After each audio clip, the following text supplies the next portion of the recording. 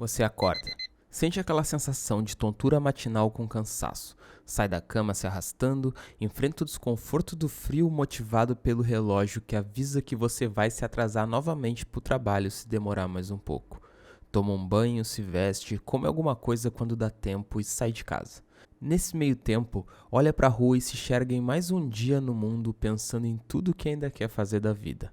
Mas não hoje, porque você não quer mesmo se atrasar novamente. Então vai lá e faz o que tem que ser feito. Passa o dia, você volta para casa cansado, estressado, com um dia de vida a menos na conta, mas ainda assim um pouco aliviado, porque o dia acabou e agora você pode relaxar. Fica umas horas no celular, fica com preguiça de cozinhar e pede um lanche.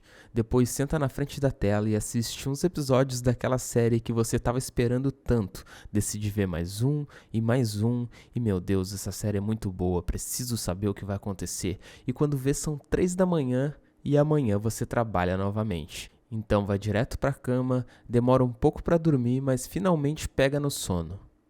E aí você acorda. É muito comum ter aquela sensação que tu tá sempre cansado ou que acorda se arrastando e principalmente que às vezes tem tanta demanda que não consegue ter tempo de fazer nada ou não consegue ter tempo de fazer tudo aquilo que gostaria ou que se propõe a fazer. Eu falo disso porque eu já me senti muito assim. E lá pra 2016, quando praticamente todas as escolhas da minha vida, como faculdade, relacionamento e trabalho, pararam de fazer sentido, eu comecei a estudar muito sobre comportamento, sobre consciência, sobre performance, psicologia e acabou que eu descobri várias formas que tinham de modular esses comportamentos, de modular tanto as emoções quanto a disposição, esse lance de estar disposto para fazer as coisas, esse lance de conseguir gerenciar o seu tempo, saca? E eu comecei a perceber, depois que eu comecei a consumir esses conteúdos e entender melhor como eu poderia gerenciar esse problema, o quão irracional é tu não cuidar da tua alimentação, não cuidar do teu sono, não cuidar do teu corpo, não te preocupar com as tuas emoções, com fazer um exercício, não te preocupar com a qualidade da tua vida, do teu dia a dia, e ainda assim esperar que tu te sinta bem, te sinta disposto, entendeu? É muito irracional levar todas essas coisas no freestyle, deixar a vida levar, não se preocupar com essas coisas e depois reclamar porque, nossa, tô sempre cansado, não tenho disposição, não tenho motivação pra fazer as coisas que eu gostaria de fazer, as coisas que eu quero.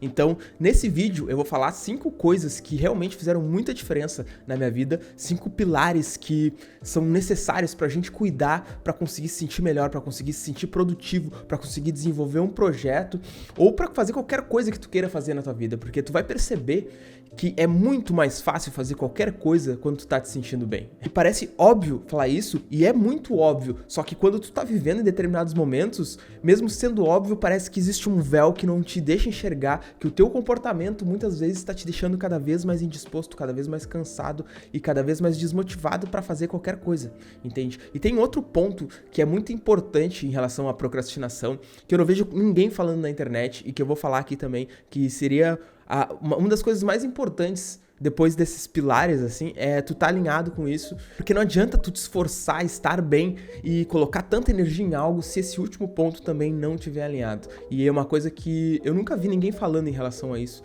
na internet, e eu vejo muitas pessoas falando sobre a procrastinação, mas eu acredito que esse último ponto é o principal que faz as pessoas procrastinarem. Então fica até o final do vídeo e vamos lá. E o primeiro pilar que é indiscutivelmente importante é o sono. Existem várias pesquisas que mostram a importância do sono na nossa vida, a importância do sono para o desenvolvimento cognitivo, a importância do sono para o bem-estar, para o combate de doenças como ansiedade e depressão, e como a falta de sono, a ausência, a privação de sono, ela causa tanto estresse e o agravamento dessas condições psicológicas, tá ligado? Então o sono é uma parada indiscutível. E duas pessoas que eu gosto muito de seguir, que falam muito sobre sono, são o Wesley Delanogari, que fala muito bem sobre sono, que apresenta muita pesquisa, muito dado científico, e é muito massa, muito importante, porque isso te estimula muito a começar a cuidar mais do teu sono, e ele fala sobre práticas que podem te ajudar a isso. Depois eu vou fazer um vídeo para cada tópico desses, para cada tópico que eu tô falando agora, e eu com certeza isso vai te ajudar muito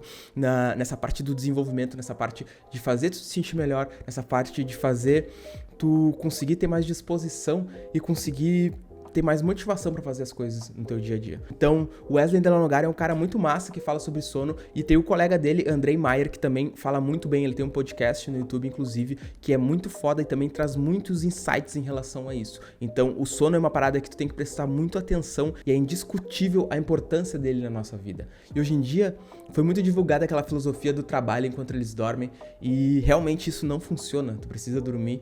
E também esse lance de a gente estar muito exposto a telas, a gente estar muito exposto à luz artificial e não ter uma higiene adequada do sono. Isso atrapalha muito a qualidade do nosso sono, a qualidade, que é a limpeza que o nosso cérebro faz durante o processo noturno. Então é algo que tu tem que prestar muita atenção, essa parada do sono, e começar a cuidar da qualidade do teu. Outra coisa que é muito importante também é a alimentação. Duas pessoas que eu gosto muito que falam sobre isso também, que é o Ayara Andes, que é nutricionista, e a Flávia Sgavioli, também é nutricionista, e eles falam muito sobre a importância da alimentação no nosso desenvolvimento cognitivo também. Como as coisas que a gente come influenciam no nosso corpo e acabam nos deixando às vezes mais letárgico, às vezes acabam causando inflamação no nosso corpo, às vezes acabam desenvolvendo problemas que vão nos atrapalhar tanto fisiologicamente, biologicamente, no sentido do corpo, quanto também no sentido do nosso processo cognitivo, no sentido da nossa mente conseguir raciocinar, conseguir ter mais atenção, mais foco, conseguir ter mais tranquilidade, menos ansiedade. E a alimentação, ela tá totalmente envolvida nesse processo. E eu mesmo era uma pessoa que comia muita porcaria, principalmente relacionado ao açúcar. Comia muito açúcar, tinha um sério problema. Ainda como bastante açúcar, mas de uma forma que é bem mais controlada e que eu tento vigiar muito mais do que antigamente, quando eu só comia e nem prestava atenção de que forma o meu corpo reagia a toda aquela quantidade de açúcar, de carboidrato e de comida processada também. Então, a alimentação é algo essencial e é óbvio também, para muitas pessoas isso é óbvio, mas tem muitas pessoas que eu sei que não é, porque dependendo do estado de consciência que a pessoa se encontra sobre si mesmo, pode ser que ela não saiba disso, pode ser que ela até tenha uma noção, mas nunca tenha se preocupado em questionar isso ou ir atrás de mais conhecimento. E esse é o objetivo aqui, dar o mínimo gatilho possível para que a pessoa consiga talvez acompanhar essas pessoas que eu estou indicando e também melhorar a qualidade que ela tem no dia a dia, só observando aquilo que ela consome, só conseguindo modificar um pouco essa realidade. E uma parada que eu gosto muito também, que fez total diferença na minha vida, principalmente numa das fases mais difíceis, que eu tava com muitos problemas de ansiedade, tava muito desanimado, muito depressivo, foi exercício físico. Eu comecei a correr diariamente nessa época, acho que foi lá pra 2016, e fez muita diferença. Eu corria e fazia academia todo dia, e é impressionante como o exercício físico tem capacidade de te deixar motivado e te deixar pronto pro próximo dia, saca? Porque é como se ele ativasse algo em ti, várias substâncias de bem-estar, dopamina, endorfinas, que faz tu te sentir fisicamente bem. Isso reflete completamente no teu comportamento, reflete completamente nos teus pensamentos, nas atividades que tu vai exercer no dia. Então, pra quem não faz exercício físico, cara, é uma diferença abissal, saca? Os dias que eu tô treinando, os dias que eu tô fazendo alguma coisa, os dias que eu não tô. Se eu paro de fazer por uma semana, eu começo a ficar extremamente mais cansado, começo a não ter mais vontade de fazer as outras coisas. Então, eu vejo como uma ferramenta essencial pra gente se sentir bem disposto, pra gente se sentir ativo. É indiscutivelmente fazer exercício, é inegociável o lance do exercício físico, e não precisa ser academia, não precisa ser algo que tu acha que tem que fazer porque as pessoas fazem também. Pode ser qualquer coisa, cara, qualquer coisa, porque existem muitas coisas que podem ser feitas com o corpo, muitos esportes, só que as pessoas, às vezes, elas se limitam a só fazer o que todo mundo faz, ou só fazer o que é mais conhecido, e pensar, eu preciso fazer academia. Aí faz uma semana de academia, um mês de academia, e acaba desistindo porque é um saco, porque é chato, porque não gosta, entendeu? Então, existe muita coisa que pode ser feita e que tu só precisa encontrar aquilo que realmente te satisfaz, aquilo que realmente tu gosta de fazer. Mas faça exercício, que isso vai fazer uma diferença enorme na tua vida. Outro pilar que é essencial no meio disso tudo é a meditação. E eu sei que hoje em dia tem um problema muito grande em relação à meditação, porque as pessoas acham que meditar é ficar zen, ou tem aquela imagem meio estereotipada do Oriente, ou até que algumas pessoas também que praticam meditação passam uma imagem que tá todo mundo calmo, ou que, eu vou meditar para não me preocupar com os problemas e vou virar tipo um Buda. E, cara, isso não tem nada a ver com o processo meditativo. O processo meditativo é trabalhar a disciplina interna. Muitas vezes o processo meditativo é lutar contra essa tua vontade que tu tem de não fazer aquilo que tu precisa fazer, saca? E principalmente é o ato de conseguir silenciar um pouco a mente e organizar os pensamentos. Conseguir identificar as milhares de coisas que a gente pensa o dia inteiro e não fazer com que esses pensamentos causem gatilhos de emoções, entende? Porque muitas vezes a gente tá pensando coisas e nada aconteceu, a gente tá sozinho em casa e acaba que um pensamento causa um gatilho de uma emoção ruim, isso vira uma bola de neve e daqui a pouco a gente tá numa bad tremenda por causa de um pensamento nada a ver. Então, a meditação é um processo de conseguir observar esses pensamentos sem se identificar com eles, sem destravar emoções. E no momento que a gente consegue fazer isso, no momento que a gente percebe que está se identificando menos com os pensamentos, que a gente percebe que a gente conseguiu criar um espaço entre o pensamento e aquele que observa o pensamento, é um salto gigante de consciência. Tu começa a perceber o quão importante é o processo meditativo, o quão importante é tirar esse tempo para nós, para conseguir ficar em silêncio, para conseguir ficar sozinho, que hoje em dia, diante da internet, diante do excesso de consumo de rede social e da hiperconexão com o mundo inteiro, é cada vez mais difícil fazer isso, só que é muito necessário, porque tá todo mundo muito estressado, todo mundo muito ansioso e muita gente depressiva por causa disso, por causa desse excesso de informação que a nossa mente não consegue processar. E eu sei que é muito difícil começar a meditar, eu comecei a meditar e eu tive muita disciplina no começo, porque eu precisava muito meditar. E eu comecei a consumir muito conteúdo sobre meditação e percebi que aquilo faria total diferença na minha vida e que eu precisava daquilo naquele momento, porque eu estava muito mal. Então eu tive muita disciplina e consegui colher os frutos. Só que o grande problema da meditação é que os frutos que tu colhe são no longo prazo. Então, como as pessoas têm uma dificuldade enorme de conseguir fazer as coisas que elas não vão colher os frutos agora, que elas só vão conseguir ver o resultado daquilo um tempo depois, as pessoas têm muita dificuldade de continuar meditando. Então, acaba que todo mundo começa e pensa, cara, isso aqui é nada a ver, isso aqui não é pra mim, a minha cabeça é muito agitada, e principalmente, se a tua cabeça é muito agitada, é pra ti essa parada, é principalmente pra as pessoas que são mais agitadas que a meditação serve mais, entende? Às vezes até eu fico um pouco triste de ver algumas pessoas que criaram um estereótipo em relação à meditação, de falar, isso é pra gente zen, ou isso é pra gente rica, isso é pra pessoas que já são calmas, mas não, cara, as pessoas que mais precisam disso são as pessoas que não são calmas, entende? Só que acaba criando esse afastamento por causa de um estereótipo, por causa também da dificuldade de ter disciplina, de começar algo que tu não vai conseguir colher os frutos no início, que tu não vai conseguir colher os frutos no curto prazo, que tu só vai conseguir sentir um resultado daquilo, que tu só vai conseguir sentir aquela calma e aquela clareza mental alguns meses depois de praticar diariamente, saca? E é assim que a coisa funciona. Só que pra quem persiste, para quem realmente acredita naquilo e para quem realmente persiste diariamente em praticar a meditação, o resultado acaba sendo muito gratificante, saca? O lance de ter mais clareza, de ter mais calma e ter mais capacidade de lidar com as situações, com os pensamentos e com as próprias emoções. Então, se não pratica meditação, se nunca praticou, pratique. Tem o Carlos Cassaú, que é um canal que tem várias práticas, ele fala de espiritualidade e acaba falando de várias práticas de meditação também. E também tem um livro chamado Felicidade Genuína, que é um livro bem prático, saca? Que foi um livro que eu li no início quando eu comecei a meditar e me ajudou muito também, ensinando práticas de meditação e coisas que a gente pode fazer nesse processo, saca? Que é como se fosse um mapa que vai te dando um norte em relação a isso. Eu vou deixar o link do livro aqui na descrição para quem quiser, mas vale muito a pena ler, porque a meditação pode mudar a tua vida e pode te ajudar muito, principalmente se tu tem uma mente que pensa demais e se tu é muito ansioso. Outro fato que também influencia muito no lance da gente estar se sentindo depressivo, ou da gente estar se sentindo desmotivado ou muito cansado, ansioso, é o nosso ambiente. E por ambiente eu entendo várias coisas. Existe uma frase do Freud que é bem famosa, que fala: antes de você ser diagnosticado com depressão ou ansiedade, veja se você não está cercado de idiotas. E isso é muito real, porque por ambiente eu entendo o quê? Eu entendo tanto o ambiente físico que a gente está inserido, as pessoas que a gente convive, quanto o ambiente digital, aquilo que a gente consome na internet. E isso faz muita diferença. Nós somos seres sociais, então todas as pessoas que a gente entra em contato nos influenciam de alguma forma ou de outra. Umas têm mais capacidade de nos impactar, outras têm menos capacidade de nos impactar. Com certeza, as pessoas que a gente convive pessoalmente, elas têm muito mais capacidade de causar um impacto em nós, porque a experiência ali pessoal, física, ela causa uma interação maior e gera um afeto maior. Tu te afeta mais com aquela pessoa e ela se afeta mais contigo. Só que o ambiente digital, ele ganhou proporções tão grandes que por mais que os afetos sejam menores, eles são contínuos e repetitivos. Então, acaba, por mais que a experiência seja menos intensa, ela é tão repetitiva que ela te afeta também.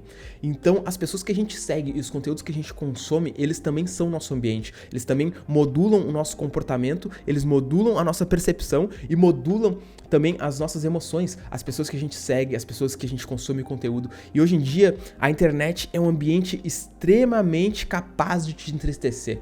Existe muito conteúdo que tem capacidade de te deixar mais pra baixo, muito conteúdo que tem capacidade de te deixar mais ansioso, e todo esse excesso de conteúdo também acaba te deixando mais cansado, entendeu? Às vezes não é só porque tu tá consumindo algo que parece ser legal, algo que parece ser informativo ou que parece agregar na tua vida. Se tu só fizer isso, de alguma forma tu vai te sentir cansado também. Isso também vai te paralisar ou vai encher tua mente, às vezes com um excesso de informação que tu não vai conseguir processar e vai te deixar bastante ansioso e confuso, entende? Em todo esse processo. Então é muito importante a gente principalmente tá atento às pessoas que a gente convive, que eu acredito que seja o principal, saca? A convivência, as relações interpessoais são o principal em qualquer situação, porque a gente tá aqui pra isso, a gente tá aqui pra conviver e se relacionar. E muitas vezes as pessoas que a gente se relaciona, as pessoas que estão no nosso ambiente, não que elas façam por mal ou não que elas tenham essa intenção, mas muitas vezes elas nos atrapalham nas coisas que a gente quer fazer. Muitas vezes elas atrapalham com a vida que a gente adotou, ou muitas vezes as pessoas mudam, elas são amigas e acaba que uma acaba atrapalhando a outra porque essa amizade ela já não encaixa mais tão bem quanto já encaixou no passado. Então é muito difícil ter essa percepção e entender que muitas vezes a gente precisa se afastar de certos ambientes. E isso influencia muito a nossa vida. E com relação ao ambiente digital, é muito importante também estar atento a o que a gente consome diariamente e não ficar preso no fluxo de consumo de conteúdo e de consumo de informação que muitas vezes, na maioria das vezes, não agrega em nada. E mesmo se agregue muitas vezes, consumir em excesso também faz mal. Por mais que seja um conteúdo interessante, se tu pegar e ficar o dia inteiro só fazendo aquilo, de alguma forma aquilo vai te cansar e vai te fazer mal, entendeu? O excesso acaba sempre te prejudicando. Então, é muito importante modular o ambiente nessas duas formas. E esse era o último dos 5 pilares que eu ia falar. E tem uma coisa que eu percebo sobre a procrastinação, que eu realmente, não sei se alguém já falou, eu nunca vi ninguém falando na internet, porque a gente aqui no Brasil absorveu essa cultura do hustler dos Estados Unidos, que é a pessoa que é muito ativa, a pessoa que trabalha muito, a pessoa que faz as coisas, e aí adotou essa onda de produtividade, todo mundo falando em ser produtivo, todo mundo falando em criar mais, em fazer mais, em desenvolver seus projetos, viver seus sonhos, em trabalhar muito e colher os frutos disso e superar as barreiras, as adversidades. E tudo isso virou meio que um mercado onde as pessoas vendem produtos relacionados a isso, onde criou toda uma economia e uma indústria em volta disso, e é uma indústria que fatura muito dinheiro e tem muito dinheiro envolvido nisso, saca? E as pessoas falam muito sobre procrastinação porque é um mal comum em relação a nossa sociedade e a todo mundo, saca? Todo mundo procrastina. Eu procrastino, com certeza tu que tá assistindo procrastina, mas eu percebo que tem pessoas que se prendem mais nisso e realmente não conseguem fazer as coisas e ficam frustradas por estar procrastinando. Só que, o que acontece? O que eu percebi? Que é muito mais fácil tu fazer as coisas quando tu gosta daquilo que tá fazendo, saca? As pessoas fazem escolhas horríveis pra vida delas, fazem escolhas de coisas que elas odeiam fazer, de coisas que não tem nada a ver com aquilo que elas realmente querem fazer, e depois elas reclamam que estão com muita dificuldade de fazer aquilo, mas é muito óbvio que se tu odeia o que tu faz, cara, tu vai procrastinar a vida inteira, porque se é uma bosta fazer aquilo que tu tá fazendo, o teu impulso natural vai ser de não querer fazer, entendeu? E é muito óbvio, só que cara, o óbvio às vezes parece que cega as pessoas, parece que as coisas são tão óbvias que existe um véu onde ninguém consegue enxergar. E eu falo isso por mim mesmo, porque, por exemplo, quando eu tava no direito, velho, eu fazia tudo me arrastando. E principalmente quando eu percebi que eu conseguiria, tipo, fazer a faculdade inteira assim, dessa forma, que eu não precisaria me esforçar muito e eu podia fazer tudo deixando pra última hora. Então eu fazia tudo me arrastando, trabalho, prova. Eu não tinha vontade nenhuma de fazer aquilo, eu era procrastinador hard. E eu ficava pensando, cara, por que isso acontece? Porque eu não quero ser assim, ó. Às vezes eu tentava, só que não conseguia focar naquilo. E depois eu percebi que eu não conseguia focar naquilo porque realmente eu não gostava do direito. Tipo, não fazia sentido nenhum pra mim, entende? Eu não via muito sentido em trabalhar com aquilo, eu não queria trabalhar com aquilo, eu não queria fazer nada em específico com aquilo, eu não tinha nenhuma ideia do que fazer com o direito, com a faculdade de direito. Eu só tava ali porque me disseram que eu precisava escolher uma faculdade e ganhar dinheiro, e aí eu ouvi dizer que direito dava dinheiro quando eu era jovem, e eu escolhi aquilo porque pensei, tá, preciso ganhar dinheiro e vou fazer direito, eu sou bom em escrever, sou bom em ler, sempre fui muito bom em consumir conteúdo e criar ideias novas a partir daquilo, então o direito vai ser uma parada que vai ser fácil pra mim fazer. E realmente foi, entendeu? Realmente eu me destacava muito pela minha capacidade de escrita, eu trabalhei em escritório de advocacia, só que realmente chegou um momento que aquilo parou de fazer sentido completo pra mim e eu acabei, tipo, simplesmente largando tudo, porque eu percebi que é muito, muito, muito mais difícil tu te focar e realmente te aplicar em algo quando tu não acredita naquilo. Então, eu acredito que o principal ponto da procrastinação hoje em dia, a coisa que faz as pessoas procrastinarem o máximo possível e terem realmente problemas com isso, é porque elas estão fazendo coisas que elas não querem fazer.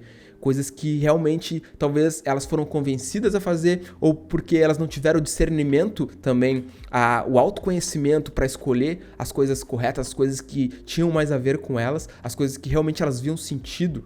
Porque quando tu vê sentido num trabalho, quando tu realmente acredita naquilo, quando tu realmente vê um propósito, que tu sente que aquilo tem um porquê de fazer aquilo, cara, eu não digo que tu não vai procrastinar, porque vão ter momentos em todas as profissões que tu escolheu, qualquer atividade de trabalho, qualquer atividade que tu te empenhe em desenvolver, vão ter momentos que tu não vai querer fazer aquilo, ou que tu vai estar mais preguiçoso, ou que tu vai estar mais indisposto, ou que não vai ter tanta motivação pra fazer o que tu precisa fazer. Só que quando tu odeia o que tu faz, ou quando tu não vê sentido nenhum naquilo, essas situações de procrastinação, elas vão ser muito mais frequentes, elas vão ser muito mais fortes e elas vão ser muito mais difíceis de tu conseguir superar. Porque quando tu vê sentido nas coisas que tu faz, por mais que tu procrastine, tu consegue ter forças pra vencer a procrastinação e pensar, não, eu vou fazer isso porque tem um motivo, porque aquilo faz sentido, porque eu vou ajudar pessoas, porque eu vou ter um retorno em relação a isso. Então, existe toda essa dinâmica em relação à procrastinação que a maioria das pessoas acaba fazendo as coisas simplesmente por uma remuneração financeira, ou porque tem uma obrigação com outras pessoas de fazer, ou porque se comprometeu com aquelas pessoas e acaba fazendo meio que no lance do compromisso social, né, de manter a palavra. Só que só isso não é o suficiente. Eu sinto que realmente tu tem que ter uma mínima conexão com as coisas que tu faz e ver um sentido naquilo. Porque se tu não vê sentido naquilo que tu faz, tu vai procrastinar o tempo inteiro. Então, se tu tá tendo muito problema com procrastinação, de realmente não conseguir fazer o que tu quer fazer, eu acho que vale muito o questionamento de se perguntar se isso que tu tá fazendo realmente faz sentido pra ti, cara. Porque se tu não quer fazer aquilo, se tu procrastina, se a tua mente arruma diversas formas de te colocar em outros lugares pra não fazer aquilo, então talvez isso nem seja tão importante pra ti.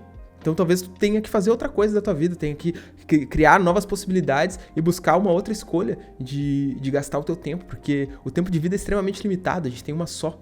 E ficar fazendo coisas que tu realmente não quer fazer e ficar gastando uma energia mental absurda pra vencer a procrastinação por uma parada que não faz sentido, é algo que realmente não tem porquê, saca?